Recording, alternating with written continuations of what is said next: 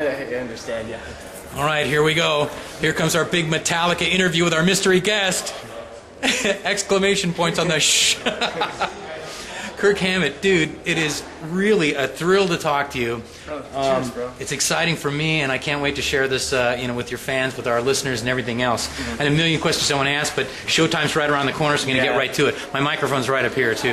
Death Magnetic already being hailed as a triumph for Metallica and their fans. As a matter of fact, our program director was just recently quoted in the trades as saying, it's album of the year already. First of all, how does that feel to have Metallica fans and people freaking out and the media going, oh my God, they're back? I mean, how does that feel? You know, it's a pretty great feeling. Hey man, come on, you're messing up my momentum, bro. What's up? What's up, man? Lars is looking at my questions here. Just want to make sure you're cool. I'm cool, bro. Thanks for the concern. Meet my new security guy. Lars is your new security? Lars will work, yeah. Okay. Anyway, getting back to your question.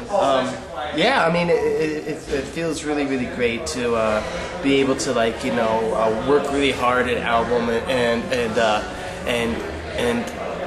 just, you know, just really try to make it as best as you could possibly make it, which is our attitude for all our albums, and to put it out there and for people to actually understand it and get it, you know, I mean. That's probably the best thing, is that your audience is connecting with us like right away. They got their hands on it. Radio's playing all different kinds of tracks, and the fans are eating it up. Yeah, I mean, it's good because, you know, in the past we've put out albums that have been, you know, a little bit well, have met with a little bit of ambiguity and, you know, a little bit of confusion on our fans' part, but this time around it's overwhelmingly just generated just so much, you know, enthusiasm, and it's a good feeling. And we haven't felt this way about an album or about reception of an album in a long time. That's so awesome. Kirk Hammett is our guest here at X1039 backstage, the Citizens Business Bank Arena. Can you tell me, I mean, do you have a favorite song out of this collection of songs? I mean, like, I listen for, you know, listening to your stuff and what you do, and like, it seems to me like End of the Line, Suicide and Redemption, there's just some wild, crazy leads in there, and you get to go crazy with the wah wah pedal, which we all know you love. I mean, are there songs on there that you're more favorite of than others? Well, you know, for me, it's constantly changing. I mean, this week I would have to say that I've been really digging Broken, Beaten, Scarred, and we're actually going to be filming a video for the song tonight here. Really? Yeah. I mean, I can't really settle on one certain track because I really, really feel very close to all of them.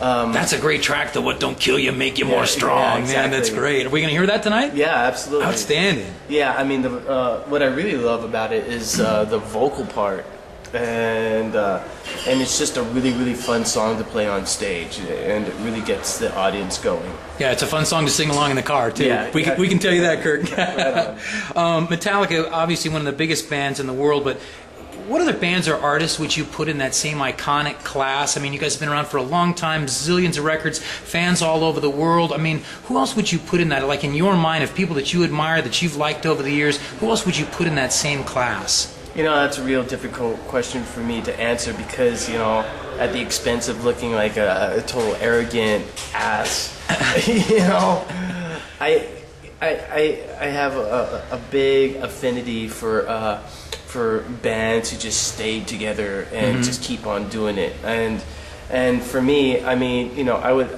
like, you know, I see this in the same light as I see a lot of bands who've influenced me greatly.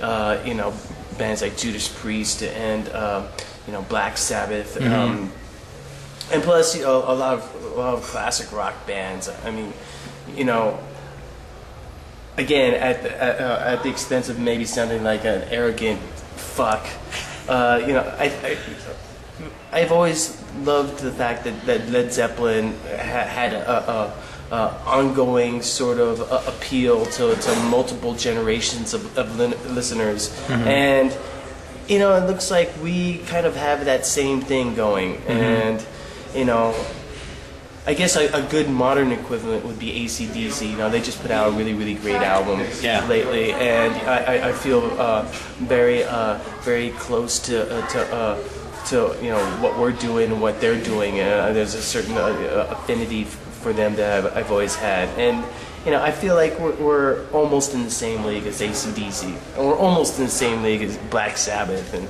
Led Zeppelin and some of these other bands that you obviously really like. Yeah.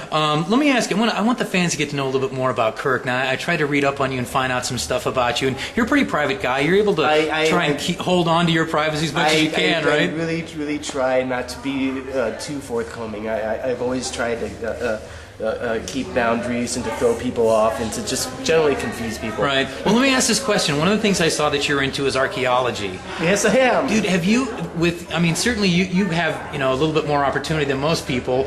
I mean, have you had, like, private tour of the Sphinx? Have you been to the pyramids or, like, Mayan temples or anything like that? I've been to Cairo. I've been to the Sphinx. I want to go visit Babylon, but it's in Iraq, and so it's not really like the most safe spot to go. Right. There's places in Lebanon that I would love to go, but it's just too difficult because politically it's not safe. Right. I've been to Mayan temples in Mexico. I've done just a lot of my own sort of research. I've been to Israel. Jerusalem is an amazing place to go to as far as archaeology and history in general. There's just so much. I've been to Stonehenge. Dude, how was that? Was that really cool? Was it? I've seen pictures with a chain link fence and stuff like that. Well, they had to put a fence around it, and up until a few years ago, you were able to just walk up to the stones and touch it themselves and touch it. Now they kind of want you to keep your distance because people chip away at the stones. Right, they want a piece. Right. Yeah, they want a little memento. But yeah, it's just something that I've always been into ever since I was a kid. Cool.